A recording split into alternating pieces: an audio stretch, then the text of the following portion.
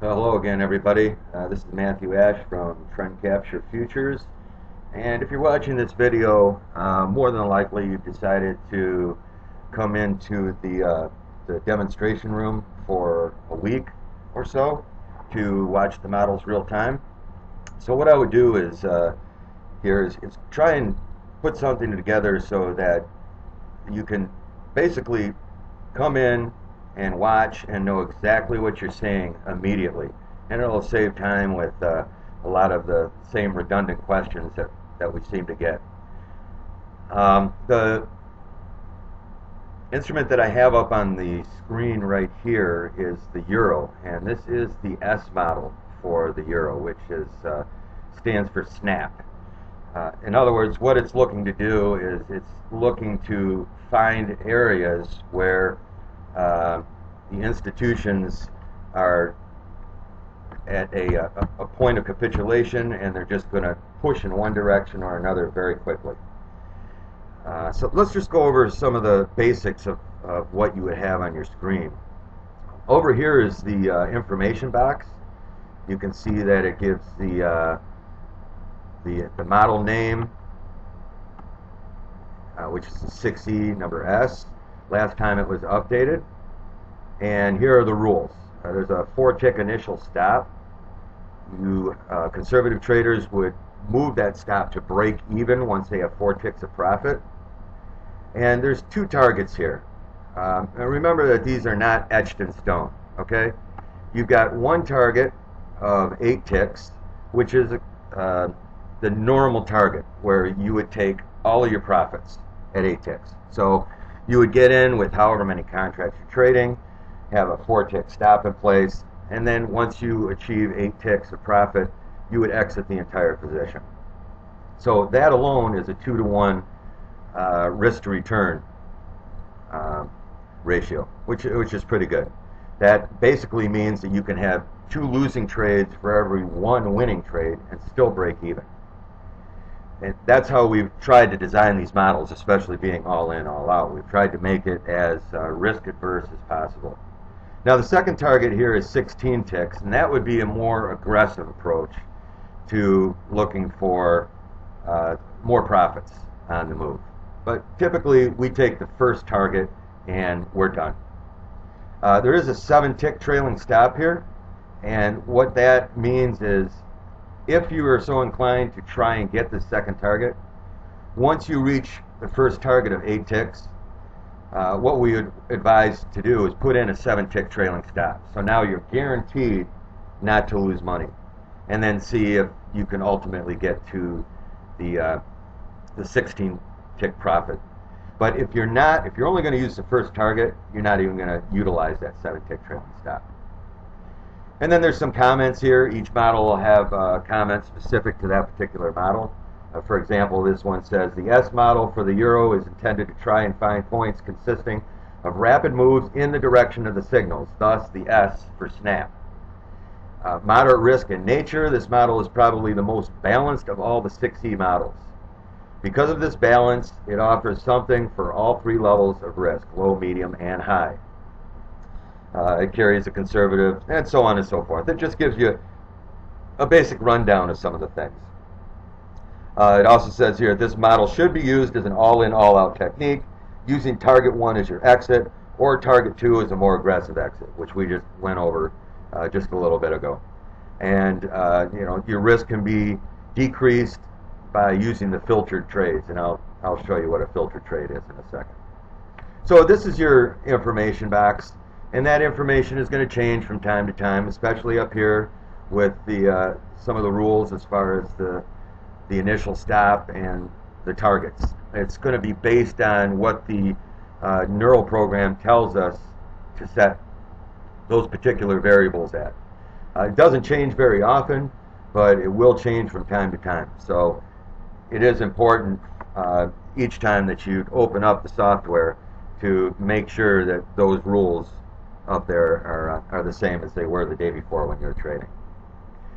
Down here what you have is the trade box, and what this does is when you get a signal, it will show you the entry point that the signal generated. Now this might be 1 tick higher that you enter, or it might be that actual price. It all depends upon how you choose to enter on these signals, and we'll go over that as well. And then it shows you where your stop would be, where your first target is, and where your second target is, and the time of the signal when it was generated. Obviously red for shorts, green for longs. Now the actual chart itself, you see here we have this red arrow and it's dotted. What that is a filtered trade. What that's saying is that it has passed a second test and that it has a higher probability of coming to fruition. So the dotted arrows like this are more conservative, and the solid ones like this are more aggressive. To be honest with you, with these type of risk to reward numbers, filtering the trades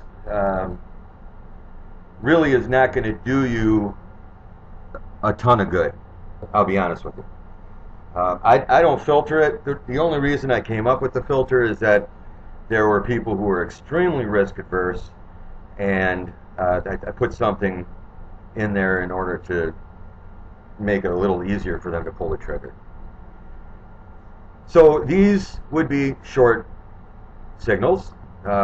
This first short signal here you see was stopped out at a 4-tick loss, but then you immediately got another short signal right here, which ultimately gave you your first target here of 8 ticks, eventually moving on to giving you the second target and then some.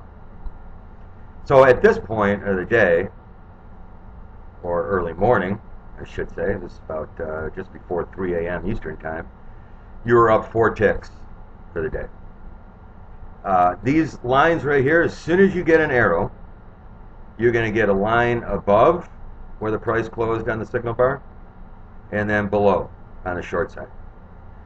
This line here is your first profit target. This line here is your second profit target.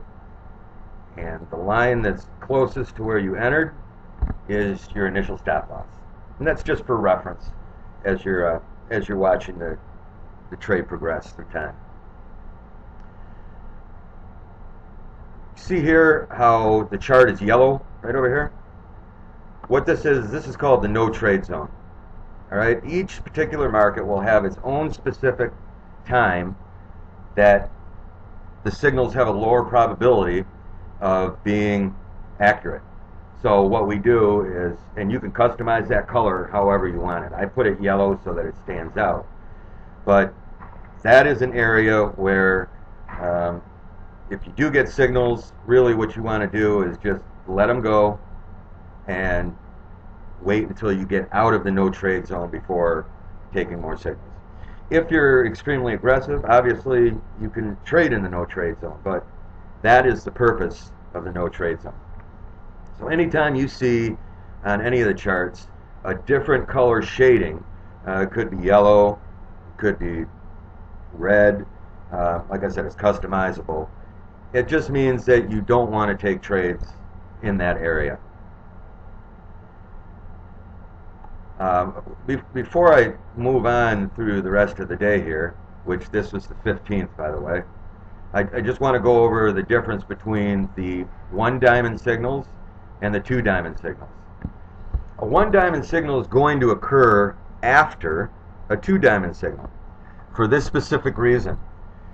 The 1 diamond signal is in conjunction with the 2 diamond signal. What the 1 diamond signal is saying is, yes, you got a short signal here, and you can either choose to enter immediately, or you can wait to see if there's some type of confirmation, which is nothing more than a move back up to the top of the channel, and then a reverse and a close again for a second time, and it meets the criteria as far as how much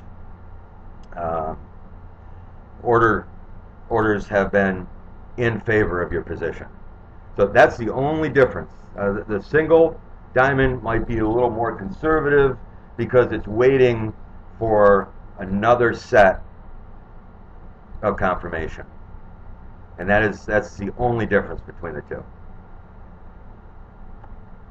So we already went through the no trade zone here with the yellow.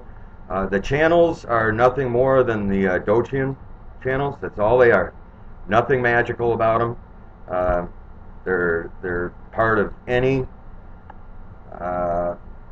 decent software package. So then that's all those are. Okay, so then we had a couple more signals here.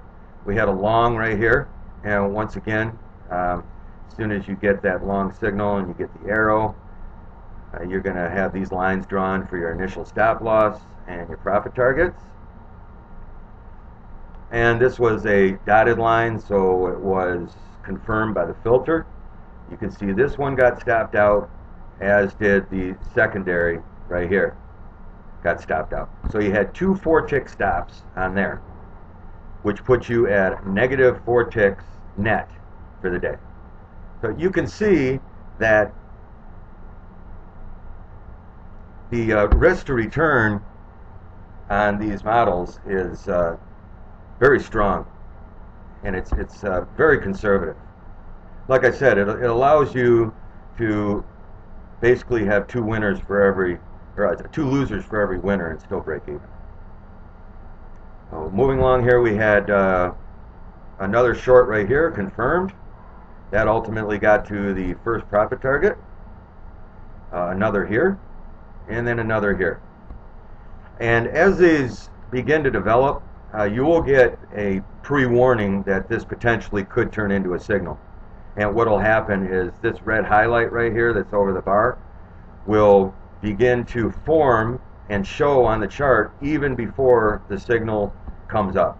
So you will have a heads up that you could potentially have a signal coming forward. So with these 3 8-tick profits, you now had a 20-tick profit net for the day. And moving along here, had a period of no signals in through here, and then after lunch we had a couple nice signals right here. We had a short right here that made the first target at 8 ticks, and it also made the second target easily. And then the last signal of the day was this 8-tick short right here, which also made the first target, and eventually almost got to the second, but not quite. But like I said, 95% of the time, we're just looking for that first profit target, 2-to-1 risk to return, and boom, we're out. So on the day for the 15th, March 15th, there was a net of 36 ticks. So not too bad. And this was on the 6ES model. So using the conservative profit target and using 1 contract, it would have made you 450 smacks on the day. So those are just a couple or a few of the things that you'll see on the chart. You know, the arrows that are dotted are the filtered trades. The arrows that are solid are non-filtered trades. The arrows with the 2 diamonds are initial signals, and the arrows with 1 diamond are basically a signal with extra confirmation, so a little more conservative.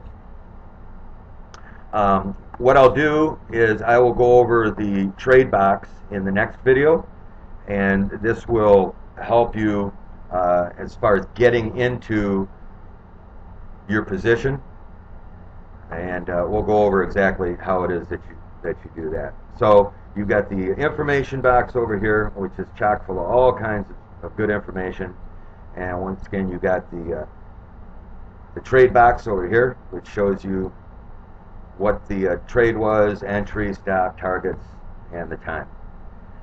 So hopefully that was informative for you, and make sure you check out the other videos that I'm going to make here so that everybody's on the same page when they come into the room.